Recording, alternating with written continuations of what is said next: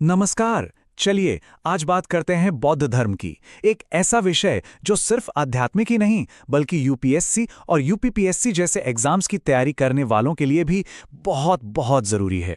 तो आइए शुरू करते हैं बौद्ध धर्म के सार को समझने का ये सफर। देखिए, बौद्ध धर्म के बारे में ना एक आम गलतफहमी है। लोग इसे सिर्फ पूजा पाठ वाला धर्म समझ लेते हैं, पर असल में ये उससे कहीं ज्यादा है। ये तो 2500 साल पुराना एक, कह सकते हैं, मन का विज्ञान है जो हमें सिखाता है कि हकीकत को कैसे समझें। इसका मकसद है जिंदगी की सच्चाई को गहराई से जानना। और सबसे अच्छी बात, ये रास्ता हर किसी के लिए खुला है। तो इसकी शुरुआत कहाँ से हुई? चलिए कहानी की जड़ों तक चलते हैं। और ये कहानी किसी भगवान या देवता से नहीं बल्कि एक राजकुमार और एक ऐसी उलझन से शुरू होती है जो हम सबकी जिंदगी से जुड़ी है।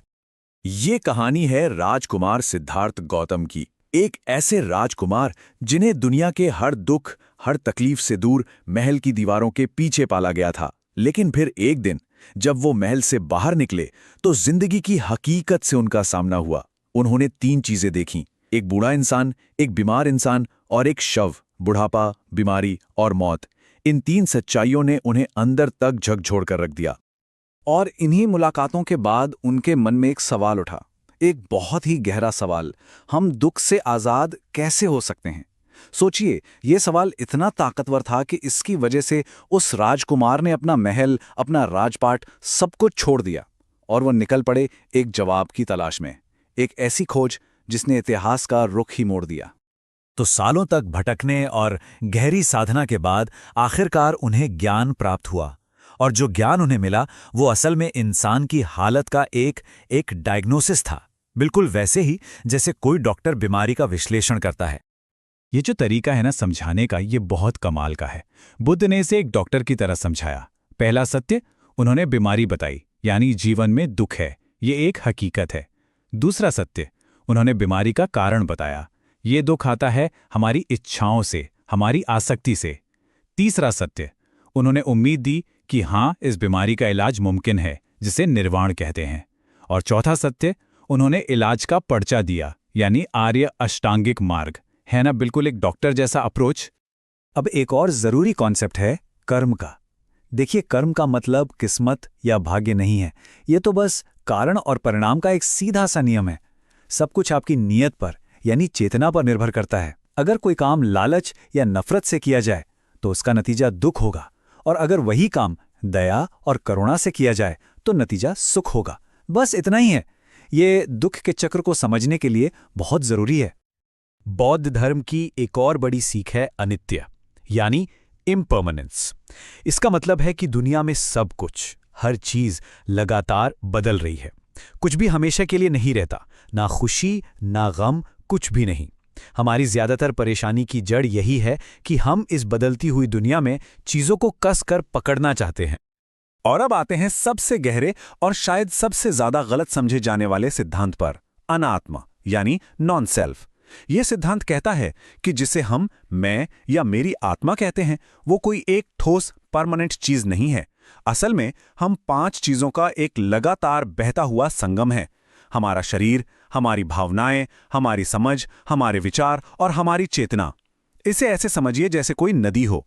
नदी तो है, पर उसका पानी हर पल बदल रहा है, नया आ रहा है। बिल्कुल वैसे ही हम हैं। इस बात को समझ लेना अहंकार, मोह और डर से आजादी की चाबी है। तो ठीक है, प्रॉब्लम समझ ली, कारण भी समझ लिया। अब आते हैं इलाज पर। बुद्ध ने दुख से बाहर निकलने के लिए जो प्रैक्टिकल रास्ता बताया वो क्या है? चलिए उस नुस्खे को देखते हैं। अब इन 8 रास्तों को समझने से पहले इन्हें 3 ग्रुप्स में बांटा गया है, जो याद रखने में बहुत मदद करते हैं, खास तौर पर एग्जाम के लिए। पहला है प्रज्ञा, यानी सही समझ और विवेक। दूसरा है शील, यानी सही आचरण और नैतिकता। और तीसरा है समाधि, यानी मन को साधने का अनुशासन। ये हैं वो 8 रास्ते। पर एक बात याद रखिएगा, ये कोई सीढ़ी नहीं है कि एक के बाद एक कदम चढ़ना है। नहीं, ये सब एक दूसरे से जुड़े हुए हैं और इन्हें एक साथ साधना होता है। सही सोच से लेकर सही बोली, सही काम और सही ध्यान तक इस जिंदगी जीने का एक पूरा तरीका है। अच्छा, तो बुद्ध के महापरिनिर्वाण के बाद क्या हुआ? उनकी शिक्षाएं, जिसे धर्म कहते हैं, दूर दूर तक फैलीं।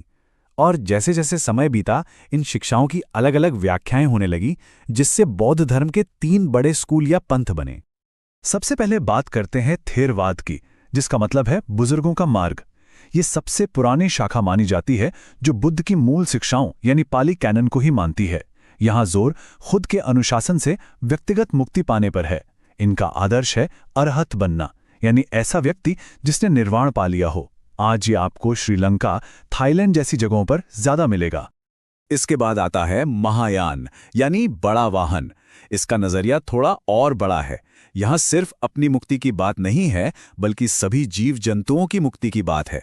इनका आदर्श है बोधिसत्व, एक ऐसा ज्ञानी व्यक्ति जो दूसरों की मदद के लिए खुद का निर्वाण भी टाल दे। यहाँ करुणा पर बहुत ज्यादा जोर दिया गया है। और एक और जरूरी कॉन्सेप्ट है शून्यता का। और तीसरा है वज्रयान, जिसे वज्र का वाहन भी कहते हैं। ये महायान से ही निकला है, लेकिन इसमें ज्ञान पाने के तरीके और तेज हैं। इसमें तंत्र और कुछ गूढ़ साधनाओं का इस्तेमाल किया जाता है ताकि बुद्धत्व जल्दी से जल्दी, यहां तक कि एक ही जीवन में पाया जा सके। तिब्बती बौद्ध धर्म इसका सबसे जाना माना रूप है। और ये टेबल ये इन तीनों स्कूलों के फर्क को बहुत अच्छे से समझाती है। एग्जाम के लिए रिवीजन करना हो तो ये परफेक्ट है। आप देख सकते हैं कि तीनों का लक्ष्य क्या है, वो कौन से ग्रंथ मानते हैं और उनका आदर्श व्यक्ति कौन है। चलिए अब हमारे आखिरी सेक्शन पर आते हैं।